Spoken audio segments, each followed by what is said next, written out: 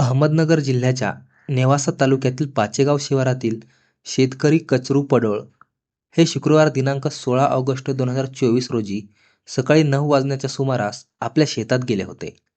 शेतातील गिनी गवत कापत असताना जवळच पडलेल्या एका मानवी आकृतीकडे त्यांचे लक्ष गेले आणि ते दचकलेच. त्या ठिकाणी अंदाजे 35 वर्षे वयाच्या व्यक्तीचा मृतदेह त्यांना दिसला होता. तो मृतदेह रक्ताच्या थारोळ्यात पडला होता. कोणीतरी अज्ञात इसमांनी त्याला ठार मारून त्या ठिकाणी टाकले होते. घटना गंभीर होती, त्यामुळे शेतकरी कचरू पडोळ यांनी जरासाही वेळ न दवडता या घटनेची माहिती गावच्या पोलीस पाटलांना दिली. घटनेचे गांभीर्य ओळखून पोलीस पाटील जेथे राहत होते तेथून मोटरसायकलवरूनच पाचेगावच्या कचरू पडोळ यांच्या शेतात पोहोचले. त्यांनी सक्षम मृतदेहाची पाहणी करून या घटनेची माहिती मोबाईलवरून तात्काळ नेवासा पोलीस ठाण्याचे पोलीस निरीक्षक संजय जाधव यांना कळवली. खुनाच्या घटनेची खबर खुद्द पोलीस पाटील संजय यांनी कळवल्याने त्यांना घटनास्थळीच थांबण्यास सांगून पोलीस हे त्यांच्या सहकाऱ्यासोबत घटनास्थळी पोहोचले. रस्त्याच्या कडेला पोलीस गाडी उभी करून ते सर्वजण शेतात आले. अनोळखी इसमाचा मृतदेह तेथे त्यांना दिसला. त्या ठिकाणी अंदाजे 30 ते 34 वर्षे वयाच्या पुरुषाच्या गळ्यावर धारदार वस्तूने वार करून त्यांचा गळा कापून खून केल्याचे दिसून येत होते. पोलीस पथकाने घटनास्थळाचा सविस्तर पंचनामा केला.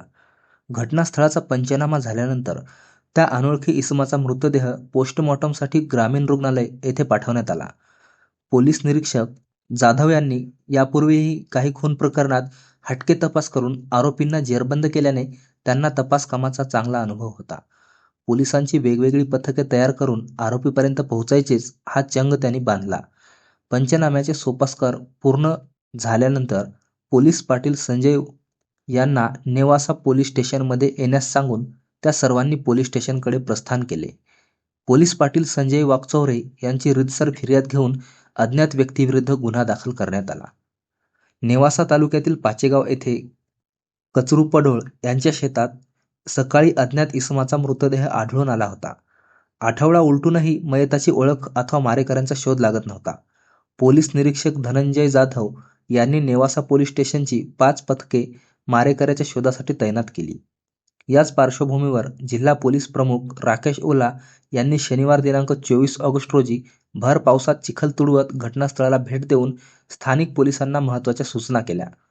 नेवासा पोलिसांचे एक पथक तर मध्य प्रदेशातील उज्जैन येथे तळ ठोकून होते.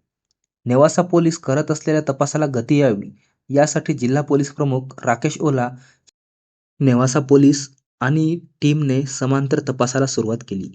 नेवासा श्रीरामपूर रस्त्यावरील सीसीटीव्ही पोलिसांनी काळजीपूर्वक बघितले.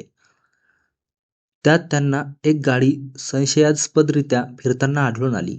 ती गाडी अंबादास भानुदास मस्के जालना यांच्या नावावर असल्याची माहिती पोलिसांना मिळाली.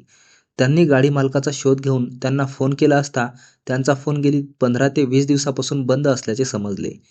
तर त्याची पत्नी मीरा अंबादास मस्के ही पुणे जिल्ह्यातील इंदापूर तालुक्याच्या लोणी येथील भाडोत्री खोली घेऊन राहत असल्याचे पुढे आले. दरम्यान पोलिसांनी नेवासापासून श्रीरामपूर राहता शिर्डीपर्यंतचे सीसीटीव्ही तपासले. त्यात त्यांना ही गाडी शिर्डीला पोहोचल्याचे आढळून आले. शिर्डीतील एका हॉटेलसमोर ही गाडी थांबली होती. त्या गाडीतील पुरुष आणि महिला तेथील लॉजवर थांबल्याचे निष्पन्न झाले. पोलीस आता बऱ्यापैकी मारेकऱ्यांजवळ पोहोचले होते.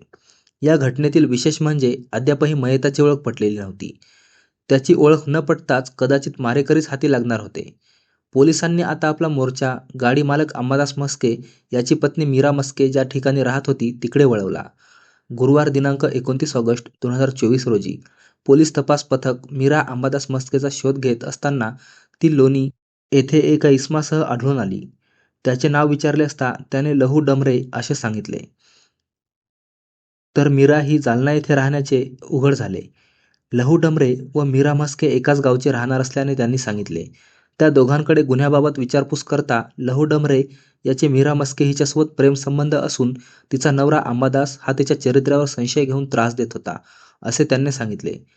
त्यानंतर मात्र या घटनेमागचे रहस्य उलगडत गेले. लहू डमरे हा जालन्यात एका पक्षाचा धडाडीचा कार्यकर्ता आहे. त्याच्या कुटुंबात पत्नी आणि 2 लेकरं आहेत. तर अंबादास मस्के याच्या कुटुंबात वकील, बायको मीरा व 2 मुले आहेत. वकिलीचे शिक्षण पूर्ण झाल्यानंतर मीराने 1 वर्ष वकिली केली. त्याच दरम्यान तिची ओळख कार्यकर्ता असलेल्या लहू डमरे याच्याशी झाली. दोघंही आपापला संसार विसरून एकमेकांमध्ये गुंतून गेले. दोघंही आता एकमेकांबरोबर हिंडू लागले होते. हॉटेल लॉजवर जाऊन मोजमस्ती करू लागले होते. याची कुणकुण मीराचा नवरा अंबादास याला लागल्यावर त्याने तिला जाब विचारायला सुरुवात केली. त्यावरून त्यांच्यामध्ये कुरबुरी सुरू झाली. लहू डमरे आणि मीरा मस्के यांच्या प्रेमसंबंधात अंबादास हा काट्यासारखा ऋतू लागला होता. त्याचाच आपण काटा काढायला पाहिजे असा विचार या दोघांच्या मनात येऊ लागला. अंबादासला त्याची कोणतीच भनक लागू न देता त्याला दिनांक 15 ऑगस्ट 2024 रोजी पुणे या ठिकाणी कामासाठी जायचे आहे हे निमित्त पुढे करून ते घराबाहेर पडले. अंबादास यांच्या फोर व्हीलरमधून अंबादास, त्याची बायको मीरा, तिचा मित्र लहू असे तिघेजण दिनांक 15 ऑगस्ट 2024 रोजी दुपारनंतर जालन्यातून निघाले. कामासाठी म्हणून जायचे कारण सांगितले असले तरी लहू तयारीच होता, कारण पुढे काय करायचे हे त्याने आधीच ठरवले होते. लहूने एक धारदार चाकू सोबत घेतला. जालना संभाजीनगर नेवासा असा प्रवास सुरू झाला. प्रवासात त्यांनी चहा, नाश्ता व जेवणसुद्धा केले. नेवासा हद्दीत पोहोचले तेव्हा बराच अंधार पडला होता. आता मीरा आणि लहू यांनी एकमेकांकडे पाहत इशारा केला आणि आता याला संपवायची वेळ आली आहे असे ते एकमेकांना नजरेने म्हणाले. त्यानंतर त्यांची गाडी पाचेगाव शिवारात आली. कॅनॉलच्या जवळ लघुशंका करायची म्हणून गाडी थांबवली. चालत चालत ते तिघेजण कालव्याजवळील एका शेतात गेले आणि अचानक ठरल्याप्रमाणे लहूने अंबादासचा गळा करकचून दाबला. त्यावेळी मीराने अंबादासला धरून ठेवले होते. या झटपटीत अंबादास शेतात कोसळला. याच संधीचा फायदा घेत लहूने आपल्याकडील चाकूने अंबादासच्या गळ्यावर सपासप वार केले. तो मेल्याची खात्री झाल्यानंतर ते दोघेजण तेथून गाडीने श्रीरामपूरच्या दिशेने निघाले. जाताना अंबादासचा गळा चिरण्यासाठी वापरलेला चाकू त्यांनी तिथेच फेकून दिला. श्रीरामपूर बाभळेश्वर मार्गे ते रात्री उशिरा तेथील एका हॉटेलवर पोहोचले. हॉटेलच्या लॉजवर त्यांनी स्वतःचे आधार कार्ड दाखवून तेथील रजिस्टरला स्वतःच्या खऱ्या नावाची नोंद करून एक रूम बुक केली. आता प्रेमातील अडसर दूर झाल्याने त्यांना सगळं रान मोकळं होतं. म्हणून ती रात्र त्यांनी एकमेकांच्या कुशीत प्रेमाची देवाणघेवाण करत घालवली. त्यानंतर ते दोघेजण पुणे जिल्ह्यातील इंदापूर तालुक्यातील लोणी येथे पोहोचले. लहू आणि मीरा हे दोघेजण निवांत होते. त्यांना वाटले आपल्याला कोणी पाहिले नाही, आपण मागे काही पुरावा सोडला नाही, आपल्यापर्यंत पोलीस येऊच शकणार नाही.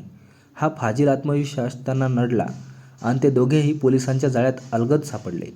पोलिसांनी दिनांक 29 ऑगस्ट 2024 रोजी त्या दोघांना अटक केली. नेवाला न्यायालयात त्यांना हजर केले असता सुरुवातीला 5 दिवस, त्यानंतर 3 दिवस पोलीस कोठडी दिली. पोलीस कोठडीत असताना त्या दोघांनी गुन्ह्याची कबुली दिली. ह्या गुन्ह्यात वापरलेल्या गाडीला आणि चाकू पोलिसांनी जप्त केला. कायद्याची पदवीधर असलेली मीरा मस्के आणि एका पक्षाचा कार्यकर्ता असलेला लहू हे दोघेही सध्या जेलची हवा खात आहेत.